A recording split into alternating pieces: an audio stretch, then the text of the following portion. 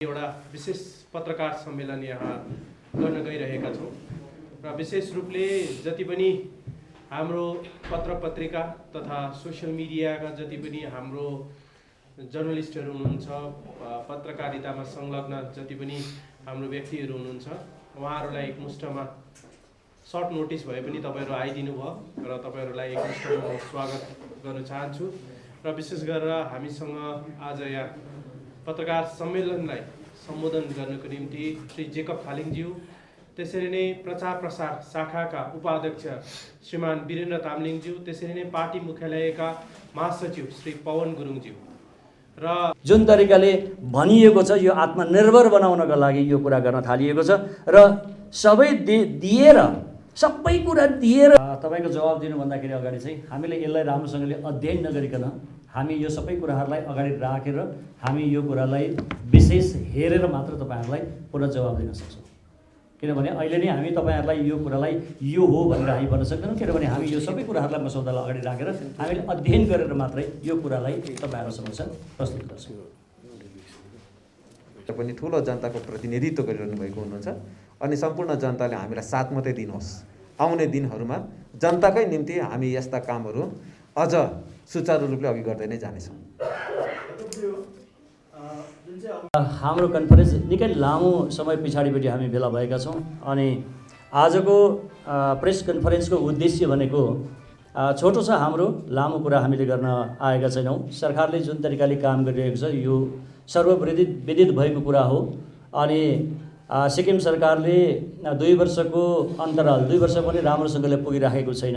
यो छोटो अन्तरालमा के कस्ता डेभलपमेन्टहरू हुँदैछन् र कति पूर्वाधारहरू निर्माण हुँदैछन् र कुन तरिकाले काम हुँदैछ, स्वास्थ्य क्षेत्रमा, शिक्षा क्षेत्रमा लगायत अन्य विविध क्षेत्रहरूमा जुन तरिकाले काम गरिरहेको छ त्यो हामीले यहाँबाट घरिघरि भनिरहन पर्दैन, किनभने यो जनतालाई सर्वविदित भएको विषय हो। यो जनताका आँखाका अगाडिपट्टि प्रत्यक्ष छ कि मुख्यमन्त्रीज्यूले लगायत सबै विधायकज्यूहरू, मन्त्रीमण्डलका सबै आदरणीयहरू लगायत जति पनि कार्यकर्ताहरू अन्य सबैले यो कुरालाई देखेको छ। आजको विशेष उद्देश्यमाथि म आउन चाहन्छु। केही दिन अगाडि 14 तारिक भीमराव अम्बेडकरजीको जन्म जयन्तीको समयमा र त्यही विषयलाई अगाडिपट्टि राखेर जुन एउटा कार्यक्रम भएको थियो त्यहाँ सिक्किमका सम्माननीय मुख्यमन्त्री महोदयले दिएको वक्तव्यको पूर्व मुख्यमन्त्री पवन चामलिङज्यूले खण्डन गर्नुभएको कुरा हामी समक्षमा आयो र त्यही उहाँको खण्डनलाई प्रतिखण्डन गर्दै हामी यहाँबाट आज प्रेस कन्फरेन्स गर्न लाग्दैछौँ। हाम्रो उद्देश्य र यहाँ हामीले के भन्न खोजेका छौँ भने मुख्यमन्त्रीज्यूले जुन 14 तारिकको वक्तव्य दिनुभएको छ त्यसलाई हामी समर्थन गर्नलाई यहाँ आएका छौँ र मुख्यमन्त्रीज्यूले भन्नुभएको कुरा सही हामीलाई लागेको छ। हामीलाई लागेको भनेको सम्पूर्ण जनताको हामीले कमेन्ट्सलाई हेऱ्यौँ, सम्पूर्ण जनताको पक्षबाट बोलिएका विचारहरूलाई हेऱ्यौँ र जनताले भनेका कुराहरू र हामीलाई जुन तरिकाले संवाद उहाँहरूले राख्नुभएको छ, जुन तरिकाले उहाँहरूले हामीलाई समर्थन गर्नुभएको छ, त्यही समर्थनलाई समर्थन गर्दै हामी यहाँबाट पुनः एकपल्ट सबै प्रचार गर्न लाग्दैछौँ। सरकार बनिन्छ, वर्तमान सरकार परिवर्तन गर्नलाई मात्र बनिएको सरकार होइन। यो कुरा अगाडिका दिनहरूमा पनि हामीले भन्यौँ। यो हामीले जति बेला हामी विपक्षमा थियौँ हामीले एउटा नारा बोकेर आएका थियौँ, हामी परिवर्तन चाहन्छौँ। तर परिवर्तन कस्तो भन्दा हामी व्यवस्थाको परिवर्तन चाहन्छौँ। व्यवस्था परिवर्तनमा के आउँछन् त? व्यवस्था भनेको के र परिवर्तन भनेको के? यो कुराहरू सबैभन्दा पहिला बुझ्न जरुरी हुन्छ र हामीले अगाडिका पत्र पत्रिकाहरूद्वारा पनि तपाईहरुलाई हामीले बुझाउने हर प्रयत्न गर्यौं र यहाँबाट हामीले व्यवस्था परिवर्तनहरूमा सामाजिक परिवर्तन एउटा हुने गर्छ, एउटा आर्थिक परिवर्तन हुने गर्छ र एउटा प्रशासनिक परिवर्तन व्यवस्था परिवर्तन हुनुपर्छ। व्यवस्थामा यी कुराहरू आउँछन्। अब हाम्रो सबैभन्दा पहिला सामाजिक परिवर्तनको पछाडिपट्टि सरकार लागेको छ। समाजलाई कसरी अगाडि लिएर जाने, समाजलाई कसरी आफ्नो खुट्टामा उभिन सक्ने बनाउने, स्वावलम्बी समाज कसरी बनाउने भन्ने विषयहरूमाथि सरकार लागेको छ। जुन तरिकाको परापूर्व कालमा जुन समाजहरू थिए गाउँ बस्तीहरूमा, जुन खेतका डिलहरूबाट हामी उठेर आज बफे सिस्टममा हामी आइसकेका छौँ। हामी त्यो ठाउँमा आएका छौँ। झर्केर मणिपुरे थालमा विवाह रचिन थाल्यो। यो सामाजिक परिवर्तनको एउटा सानो सङ्केत हो। समाजमा यसरी परिवर्तन हुँदै आउँछ। समाजमा परिवर्तन हुनु भनेको समाजको मानसिकतामा परिवर्तन आउनु हो, मानसिकतामा वृद्धि हुनु हो। त्यसैले गर्दाखेरि सामाजिक परिवर्तनको पछाडिपट्टि सरकार छ। आर्थिक परिवर्तनका निम्ति सरकार लागि परेको छ। अब आर्थिक परिवर्तन कसरी गर्दैछ त यो सरकारले, यहाँहरूका समक्ष म प्रस्तुत गर्न चाहन्छु। साधारणभन्दा साधारण उदाहरण म यहाँ पेश गर्छु। गाउँ बस्तीमा बस्ने ग्वाला दाजुभाइहरूको आफ्नो जीवन गाई बस्तुलाई घाँस दाना पानी र पिठो चढाएर खोले पकाएर दिएर दुध उत्पादन गरेर डायरीमा पुर्याएर 2 पैसा कमाउने उहाँहरूको एउटा निजी व्यवसाय हुन्छ। अनि जसले खेती निजी व्यवसायको पछाडिपट्टि जब उहाँहरूको दिनचर्या दिउँसो हुन्छ, उहाँहरू कसैको खेताला जानुपर्ने या आफ्नो बारीमा मलजल गरेर अन्न उत्पादनपट्टि उनीहरू लागेका हुन्छन्। र यही उत्पादन विषयमाथि पनि जनताले बनाएको चिजहरू खेती गरेर उत्पादन गर्दा उनीहरूलाई साह्रो पर्दा उनीहरूका लागि पनि सरकारले आर्थिक सम्पन्नता बोध गराउनका लागि, आर्थिक स्थिति त्यो स्तरलाई माथि बढाउनका लागि सरकारले अलैँचीमा थपेको राहत राशि, बेसारमा थपिदिएको राहत राशिहरू जस्ता धेरै अगाडिदेखि नै यी पत्र पत्रिकाहरूले प्रचार गरिसकेको छ। यो कुरा घरिघरि दोहोऱ्याइरहन मिल्दैन। र अब म ग्वालाको कुरा गरेर आउँदै थिएँ। आर्थिक स्तर कसरी बढाउन सरकार चाहन्छ? जति पनि ग्वालाको दुधको दाम डायरीले पेमेन्ट गर्ने गर्छ, यसको पछाडिपट्टि सरकारले 8 रुपियाँ प्रति लिटर गरेर इन्सेन्टिभको राहतको रूपमा थपिदिनु भनेको उनीहरूको लागि बिस्तार बिस्तार 8 रुपियाँ हेर्दा सानो रकम हो, तर 10 लिटर दुध लिएर गयो भने 8-10-80 रुपियाँ सरकारले राहत दिने गर्छ। यसैले गर्दाखेरि उनीहरूको प्रतिदिन उनीहरूको त्यो स्तरलाई बढाउनका लागि र आर्थिक स्तर बढाउनका लागि यो एउटा सानोभन्दा सानो एउटा इक्जाम्पल म तपाईँहरू समक्ष पेश गर्न चाहन्छु। यसरी सरकारले आर्थिक स्तर बढाउने प्रयत्न गर्दछ, उनीहरूको इकोनोमीलाई अलिकति माथि उठाउने प्रयत्न गरेको छ। अब प्रसङ्ग चाहिँ यहाँ अब म आउन चाहन्छु। अर्को व्यवस्था परिवर्तनमा सामाजिक परिवर्तन एउटा, आर्थिक परिवर्तन अर्को हो भने अब अर्को विशेष गरेर व्यवस्था परिवर्तनमा प्रशासनिक व्यवस्था परिवर्तन सबैभन्दा मुख्य रहन्छ। यो एडमिनिस्ट्रेटिभ सिस्टमलाई चाहिँ हामीले सुदृढ गर्नुपर्छ, हामीले सुन्दर पार्नुपर्छ। जबसम्म हाम्रो प्रशासनिक व्यवस्था सही हो, यो एडमिनिस्ट्रेटिभ सिस्टमलाई चाहिँ हामीले सुदृढ गर्नुपर्छ, हामीले सुन्दर पार्नुपर्छ। जबसम्म हाम्रो प्रशासनिक व्यवस्था सही हुँदैन तबसम्म गाउँलेको स्तर बढ्दैन। गाउँलेको स्तर कसरी बढ्छ त यो प्रशासनले भन्दाखेरि उनीहरूलाई आएको, जस्तो उदाहरणको रूपमा गान्तोकको सबैभन्दा ठुलो सचिवालयमा कार्यालयमा सबैभन्दा पश्चिम सिक्किमको सुदूर पश्चिम सिक्किमको हामी रिब्दीलाई लिन सक्छौँ या यतापट्टि पूर्व सिक्किमको पुणेलाई नर्थलाई लिन सक्छौँ। र त्यो जग्गाबाट यहाँ कुखुरा बेचेर गाडीमा आउने व्यक्तिले कुनै पनि कर्मचारी नभेट्नु दुर्भाग्यको कुरा हो। यसलाई हामी दुर्भाग्य मान्छौँ। अब सरकार बन्यो नयाँ 27 मई 2019मा हामीले सरकार गठन गर्यो एसकेएम पार्टीले। त्यस पछाडिपट्टि सरकार आफ्नो ठाउँमा काम गर्न थाल्यो। मुख्यमन्त्रीज्यूले रात दिन यहाँहरूलाई सर्वविदित छ, यहाँहरूको प्रत्यक्ष आँखाको अगाडिपट्टि मुख्यमन्त्रीको भ्रमण कहाँ कहाँ पुगिरहनु भएको छ, कसरी काम गरिरहनु भएको छ यहाँले देख्नु भएको छ। स्वास्थ्य क्षेत्रमा दिन प्रतिदिन बीचमा आएको हाम्रो महामारी कोभिडलाई पनि कसरी ट्याकल गर्नका लागि उहाँ आफू खट्नु भएको छ। यो कुरा पनि हामीले देखेका हौँ, हामीले अनुभव गरेका छौँ, यो कुरालाई हामीले भोग्यौँ पनि।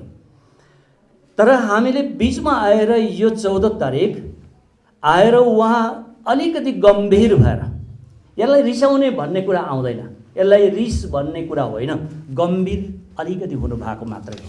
मुख्यमन्त्री एउटा सिन्सियरली भन्ने हो भने मुख्यमन्त्रीले सबैलाई एउटा सरल तरिकाले सबै अगाडि बढुन्, सरल तरिकाले व्यवस्था बनोस्, सरल तरिकाले कार्यालयहरू चलुन्, सरल तरिकाले सबैले आफ्नो आफ्नो मनका कुराहरू वेदनाहरू पोख्न पाउन् अनि आफ्नो काम सरल ढङ्गमा अफिसमा बनोस् भन्ने खालको हाम्रो सरकारको चाहना थियो।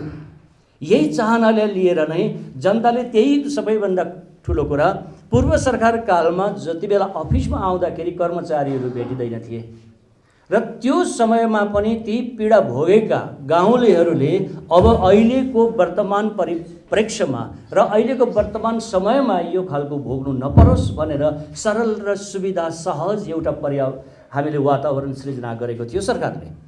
तर यहाँ बिचमा आएर उहाँले अलिकति गम्भीर हुनु परेको एउटा राष्ट्रिय पर्वमा पनि सरकारी कर्मचारीहरू नहुनुमा मात्रै नभएर अफिसहरूमा कार्यालयहरूमा कर्मचारी कतिजनाहरू नभेटिने अनि सही समयमा काम नभएको अनि एउटै कामको लागि घरिघरि गाउँलेहरूले शिकायत गरिरहनु पर्ने अनि आउँदाखेरि अफिसर नभेट्दाखेरि उनीहरू दुखी भएर धेरै दिनसम्म पिरोलो भोग्नु पर्नेको व्यथा घरिघरि सरकारमा आइरहेको र मुख्यमन्त्रीज्यूलाई अन्य मन्त्रीगणलाई र इभन हामीहरूलाई पनि यो शिकायत धेरैपल्ट आएको हामीले बोध गऱ्यौँ। त्यसैले गर्दाखेरि मुख्यमन्त्रीज्यूले यो कुरालाई गम्भीरतापूर्वक लिएर आएको मात्रै हो। अब यहाँनिर पवन चामलिङज्यूले यसैलाई पूर्व मुख्यमन्त्री पवन चामलिङले यही विषयलाई एउटा आतङ्ककारी भाषण हो भन्ने खालको तर्क उहाँले पेश गर्नुभयो। आजै बिहान मैले उहाँको साप्ताहिक समाचार एसडिएफ पार्टीको साप्ताहिक समाचारमा मैले सुने, मैले आफै पनि सुने, मैले हेरेँ पनि। उहाँले साप्ताहिक प्रश्नोत्तरको कार्यक्रममा उहाँले भनेका कुराहरू पनि हामीले हेऱ्यौँ, सुन्यौँ, हामीले बुझ्यौँ। जुन तरिकाले उहाँले हामीलाई आरोप लगाउनु भयो, एलिगेसन लगाउनु भएको छ, त्यो एलिगेसन लगाउनु भन्दाखेरि अगाडि म यहाँबाट उहाँलाई सुझाव दिन चाहन्छु, विनम्रतापूर्वक म उहाँलाई भन्न चाहन्छु कि एकपल्ट उहाँले आफ्नो कार्यकालमा हप्काएका ती कर्मचारीहरूलाई सम्झिदिउन्। एकपल्ट उहाँले ती कर्मचारीहरूलाई गाली गरेको अनि कसरी सताइएको थियो भन्ने एउटा प्रत्यक्ष प्रमाण यदि उहाँलाई चाहिन्छ भने त्यो म स्वयं यहाँ अगाडिपट्टि उपस्थित छु, जसले चाहिँ सबै कुराहरू बगेर आएको छु र यसरी नै भोग्ने विषयहरूमाथि अरूले भोगेको विषयहरू यहाँ सबै कुराहरू बेली विस्तार हामीले गर्नु छैन।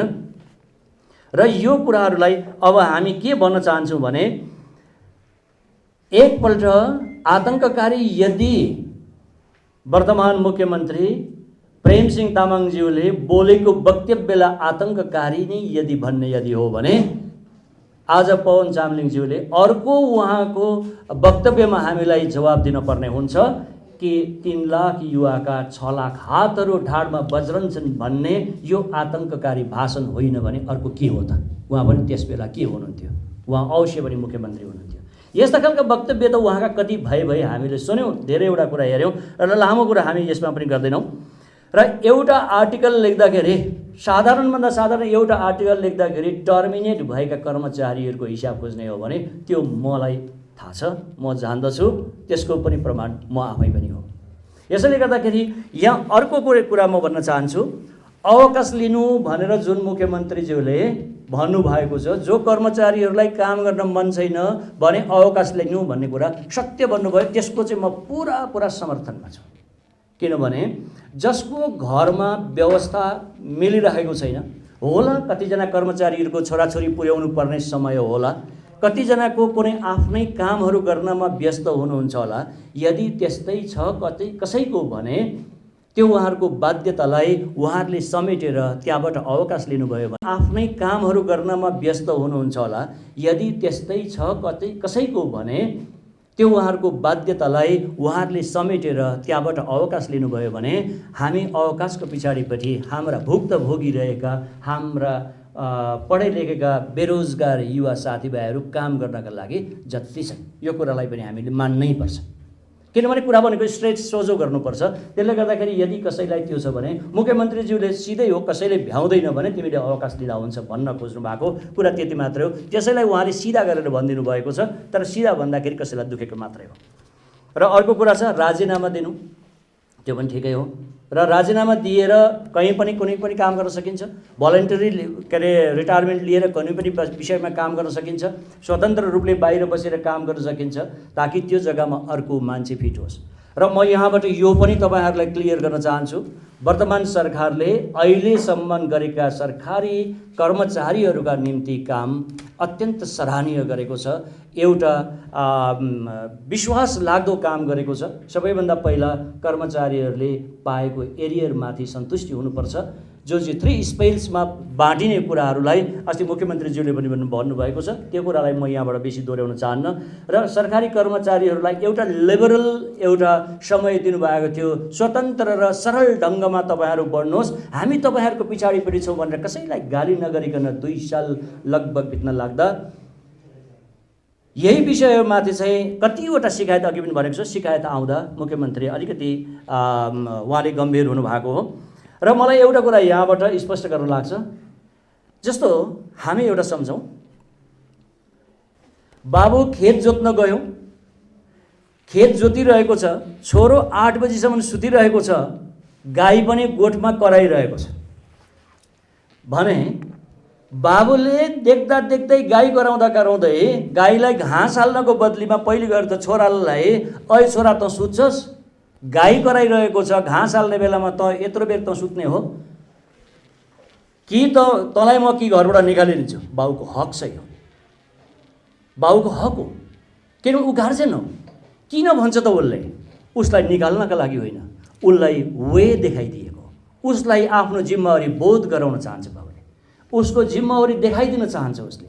त्यसैले गर्दाखेरि आएर कराउँछ, त आफै गरिखा, भएन छुटिएर जा, अलग्ग बस, होइन भने कि चाहिँ उठेर बिहानै उठेर टाइममा गाई के गर्नुपर्ने छ हाम्रो व्यवहारमा त उत्रि भन्नु भनेको चाहिँ उसले आफ्नो छोरालाई सही दिशा दिन चाहेको हो।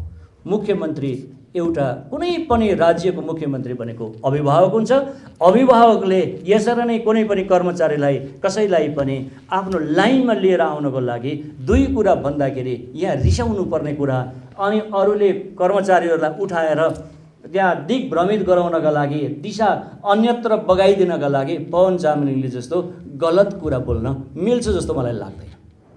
त्यसैले गर्दा अब म यहाँबाट प्रश्न गर्न चाहन्छु, आदरणीय पवन चामलिङ साहबलाई पनि म यहाँबाट प्रश्न गर्न चाहन्छु, सम्पूर्ण कुरा दिएर पनि यदि तपाईँको छोरा टेर्दैन भने तपाईँ गाली गर्नुहुन्न, भएको यति मात्रै हो।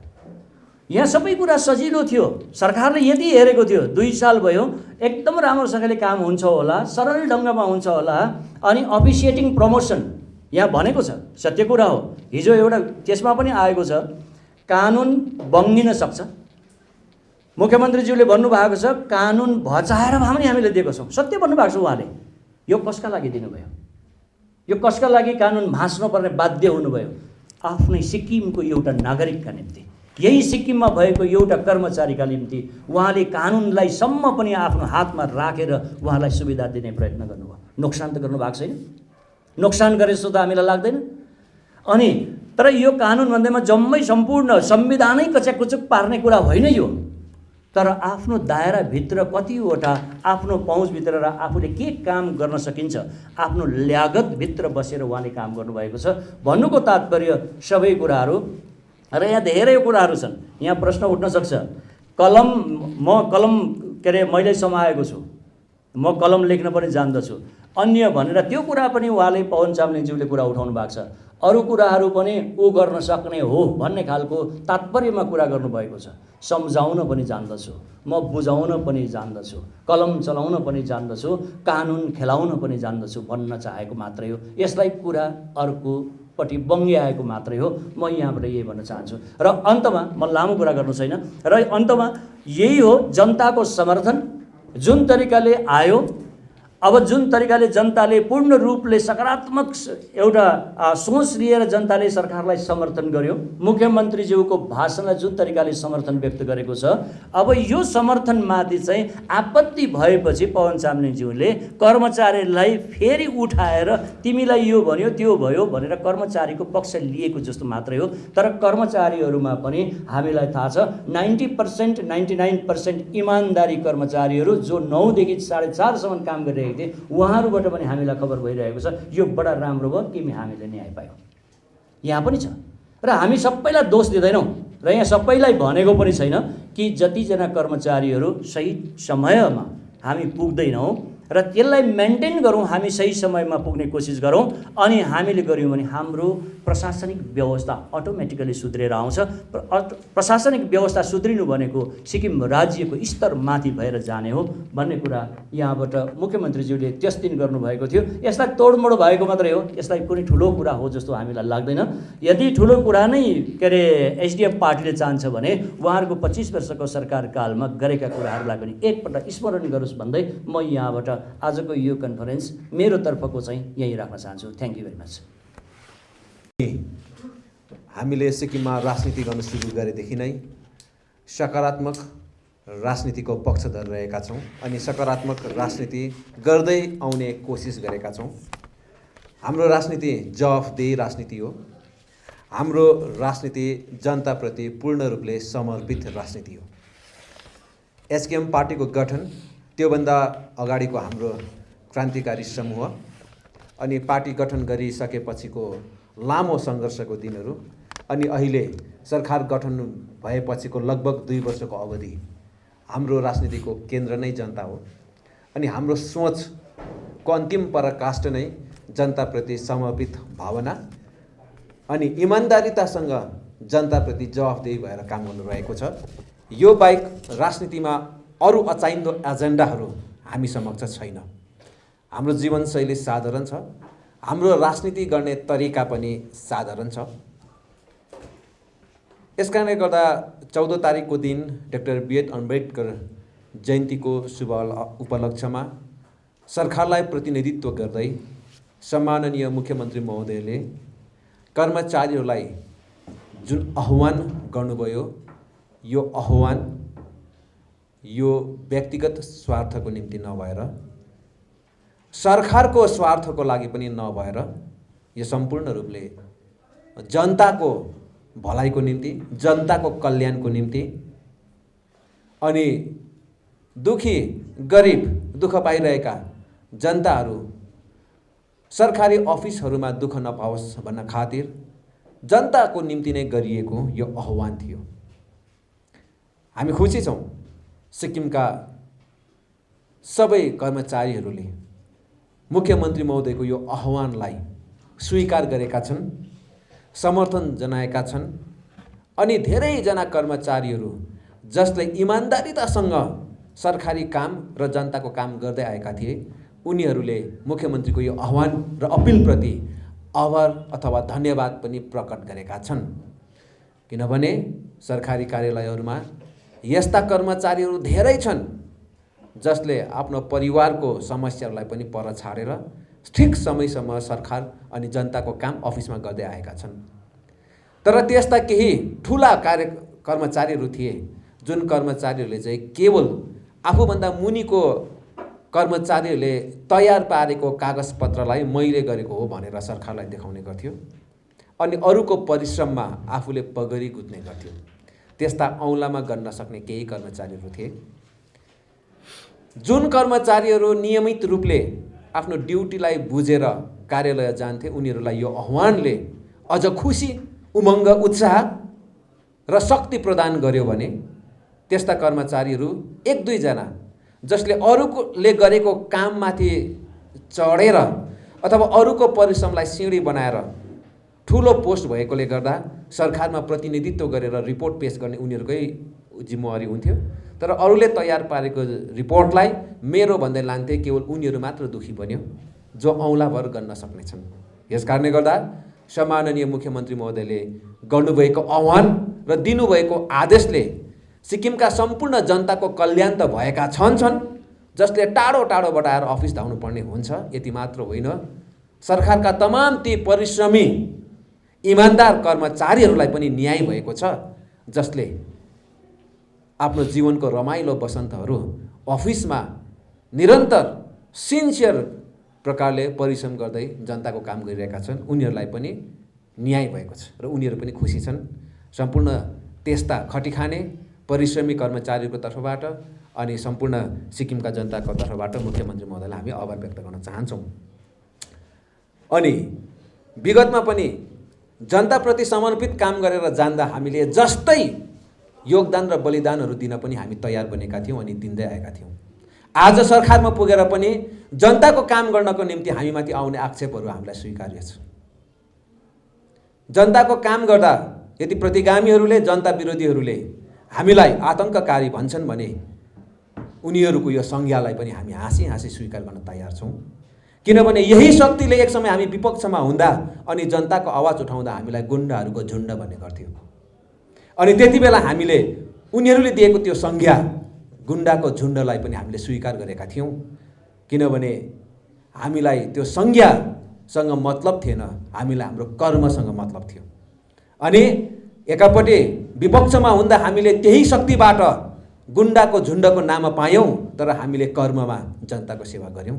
त्यसै कारणले गर्दा जनताले आज हामीलाई सरकारमा पुर्यायो र त्यो सत्याच्युत भएको त्यही पुरातनवादी अनि त्यही तानाशाही सोच भएका त्यो सत्याच्युत बनेको शक्तिले बौरी उठ्नको निम्ति फेरि हामीलाई आतङ्ककारीको संज्ञा दिन खोज्दैछ। त्यसलाई पनि हामी स्वीकार गर्छौँ। यदि हामी आतङ्ककारी हौँ भने जनता विरोधी शक्तिहरूको निम्ति आतङ्ककारी हौँ हामी, तर जनताको निम्ति जहिले पनि जनताको सेवा गर्ने देवदूतहरू हौँ हामी।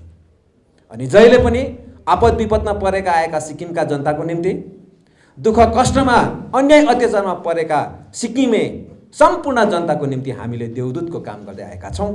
र आज जनताको निम्ति कठोर शब्दहरूको प्रयोग गर्दै जनताकै काम गर्ने अपिल गर्दा कुनै शक्ति अघि हाम्रो सम्माननीय मुख्यमन्त्री सरकारमा रहेका मन्त्रीहरू आतङ्ककारी लाग्छन् भने हामीलाई आतङ्ककारी हुन स्वीकार छ।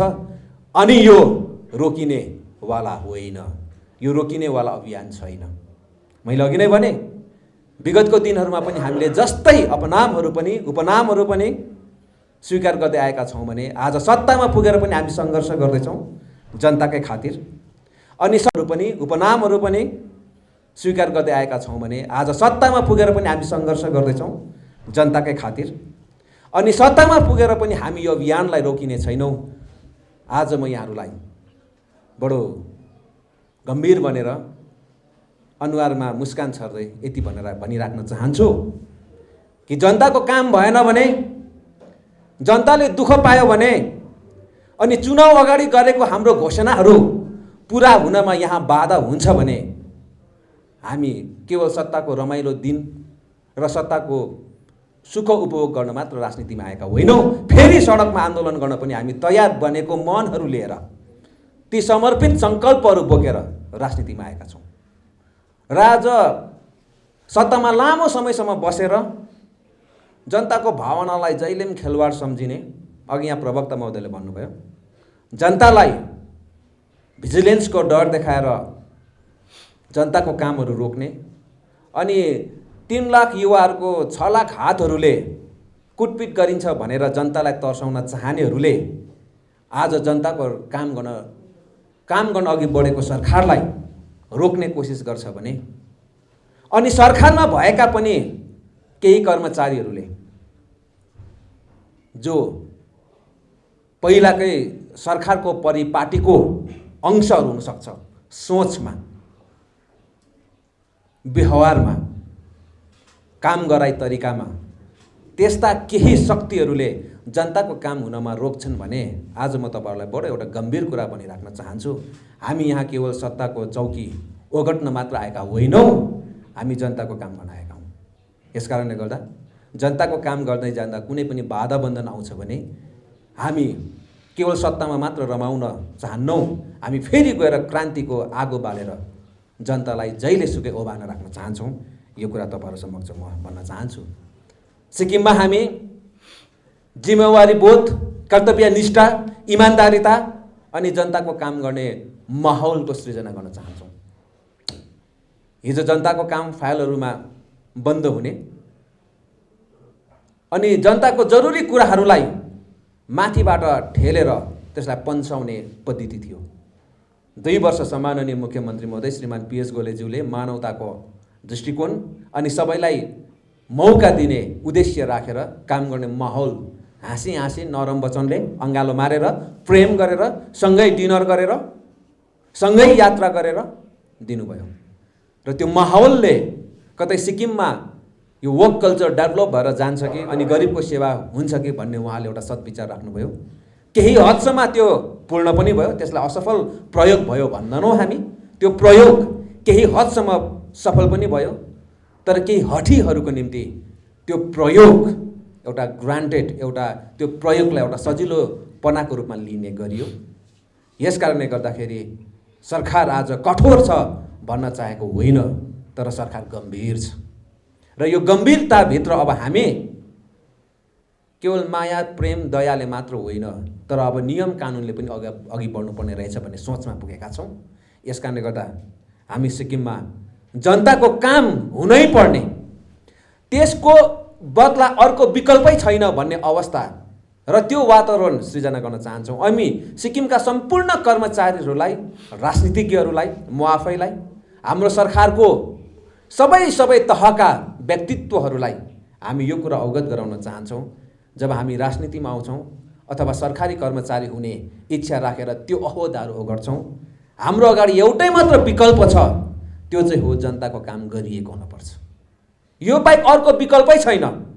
एउटा पुजारीको विकल्प उसले आफ्नो भक्तलाई आशिष दिनु हो, भक्तलाई प्रसाद दिनु हो, एउटा पुजारीको विकल्प। त्यो बाहेक त्यो पुजारीको अर्को विकल्पै छैन मन्दिरमा बस्ने।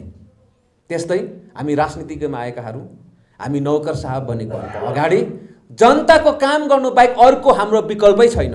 हाम्रो एकमात्र काम यही मात्र हो र त्यसको निम्ति सबैजना समर्पित हुनुपर्ने समय आएको यहाँहरू समक्ष राख्न चाहन्छौँ।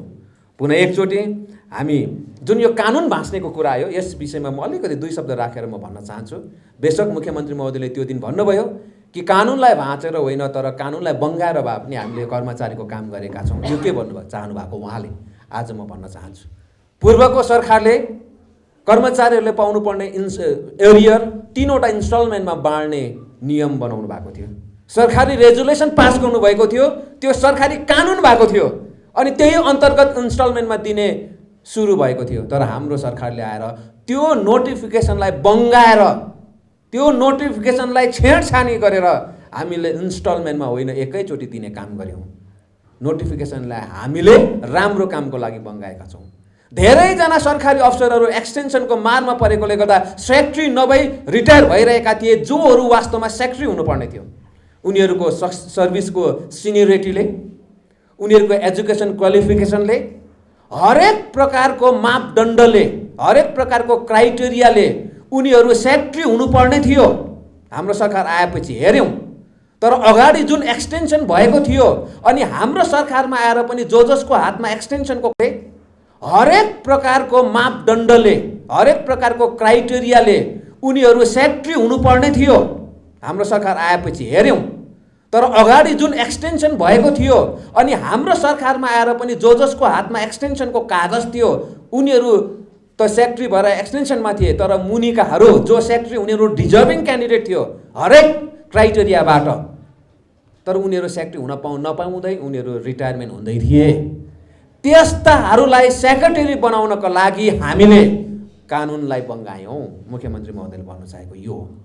हामीले कसैलाई न्याय दिनको लागि कानुनसँग छेडछाड गऱ्यौँ होला, तर हामीले कसैलाई अन्याय गर्नको लागि होइनौँ। यो कुरा हामी यहाँहरू समक्ष बताउन चाहन्छौँ। कोभिड-19 को प्रकोपमा छौँ। लामो बोलेर यहाँहरूको समय हामी खेर पाल्न चाहन्नौँ। यो कोभिड-19 को यो पेन्डेमिकमा पनि सिक्किम सरकारले अन्य राज्यहरूले भन्दा सबैभन्दा सर्वोत्तम काम गरेको छ। यो छाती खोलेर शिर उच्च गरेर भन्न सक्ने कुरा हो हाम्रो निम्ति। यस कारणले गर्दा फेरि यो थर्ड वेभमा भारतलाई निकै साह्रो परिरहेको छ। भारतको राजधानी लगायत मुख्य सहरहरू आज कोलाहल हाहाकारभित्र बाँचिरहेको छ। त्यो स्थिति सिक्किममा आउन दिँदैनौँ, हाम्रो सङ्कल्प हो, तर आउँदैन भन्न सक्दैनौँ। यो ग्लोबल पेन्डेमिक हो, केही पनि हुनसक्छ। त्यस कारणले गर्दा सम्पूर्ण जनता, सम्पूर्ण युवाहरू, सम्पूर्ण सरकारी कर्मचारीहरू यो अवस्थामा धेरै पहिलाको भन्दा बेसी जोगिएर बस्ने आह्वान गर्दै मेरो 2-4 शब्द यही राख्न चाहन्छु। तपाईँहरूको केही प्रश्न छ भने हामी लिन्छौँ। Thank you. तपाईँको जवाब दिनुभन्दाखेरि अगाडि चाहिँ हामीले यसलाई राम्रोसँगले अध्ययन नगरिकन हामी यो सबै कुराहरूलाई अगाडि राखेर हामी यो कुरालाई विशेष हेरेर मात्र तपाईँहरूलाई पुनः जवाब दिन सक्छौँ। किनभने अहिले नै हामी तपाईँहरूलाई यो कुरालाई यो हो भनेर हामी भन्न सक्दैनौँ, किनभने हामी यो सबै कुराहरूलाई मसौदालाई अगाडि राखेर हामीले अध्ययन गरेर मात्रै यो कुरालाई तपाईँहरू समक्ष प्रस्तुत गर्छौँ। पनि ठुलो जनताको प्रतिनिधित्व गरिरहनु भएको हुनुहुन्छ अनि सम्पूर्ण जनताले हामीलाई साथ मात्रै दिनुहोस्। आउने दिनहरूमा जनताकै निम्ति हामी यस्ता कामहरू अझ सुचारू रूपले अघि गर्दै नै जानेछौँ। 50 से 70% कम कीमतों पर लाजवाब डिजाइन, ब्रांडेड फर्नीचर, गारंटी सहित मजबूती का वादा। मौका है यही, बना लो इरादा। Bedroom set, sofa set, dining set, outdoor या ऑफिस फर्नीचर से लेकर मॉड्यूलर किचन उपलब्ध है। कम कीमत में बेहतरीन गुणवत्ता का पूरा भरोसा। ऑर्किड बिल्डिंग, ऑपोजिट वेघा circle, 2.5 mile, Sevoke road, Siliguri. International Furniture, unbeatable price. Visit a Royal Oak store today. क्या आपके कपड़ों का बिजनेस है और आप दुकान में भीड़ भाड़ से बहुत परेशान हैं और सामान लाने का समय नहीं है? तो समझो आपकी टेंशन खत्म। अब डाउनलोड करें A से Z तक ऐप, इंडिया का अपना होलसेल शॉपिंग ऐप। बस डाउनलोड करें और होलसेल में कपड़ों की शॉपिंग करें A से Z तक। घर के फर्श की चमक को रखिए बरकरार जीप्स निमोल नीम हर्बल के साथ, क्योंकि निमोल हर्बल नीम घर को साफ ही नहीं रखता बल्कि 99.9% जर्म्स और बैक्टीरिया का जड़ से सफाया भी करता है। घर को स्वच्छ बनाइए, आप भी अपनाइए जीप्स निमोल। अब वक्त आ गया है अपने सपनों को एक नई पहचान देने का। वेबल कंप्यूटर ट्रेनिंग सेंटर आपके लिए लेके आए हैं डिप्लोमा एंड कोर्सेज जैसे English speaking course, software application, financial accounting, Tally, Java, HTML, DTP, C++, Python जैसे बहुत से कोर्सेज एंड डिप्लोमा। और आपको मिलेगा hologram sealed certificate government of West Bengal undertaking, जो आपके हर सपने को देगा एक नई उड़ान। Webel computer training centre, opposite Siliguri college, gate number 2, college पाड़ा, Siliguri. Looking for an opportunity to work in Japan? We have exciting employment opportunities, especially in industries like nursing, caregiver, manufacturing and construction. Advantages of working in Japan: better pay packages, better quality of life, better employee welfare and protection, high professionalism and work ethics, respect and dignity of labor, learning the best technology in the world. That is where we come in at Veda School of Languages, VSL, in association with HNA, Arms Incorporation, Japan. Call us at 9911 546021. जैविक राज्य सिक्किमको अनुपम उपहार सञ्जीवनी, विश्वकै पहिलो कीटनाशक औषधि जसको एकै स्प्रेले भ्याक्सिन सरह काम गर्छ र फसलमा लाग्ने विभिन्न भाइरस, ब्याक्टेरिया र फंगसबाट हुने समस्त रोगहरू साथै पातको रस चुस्ने किराहरू समेत नियन्त्रण गर्छ, जो रासायनिक कीटनाशक भन्दा अझै किफायती र प्रभावकारी छ। फसल कुनै होस्, रोग कुनै पनि होस्, एकपल्ट अवश्य प्रयोग गर्नुहोस्, सोचे भन्दा बढी लाभ पाउनुहुनेछ। सञ्जीवनी फसलको सुरक्षा कवच, किसानहरूको निम्ति वरदान।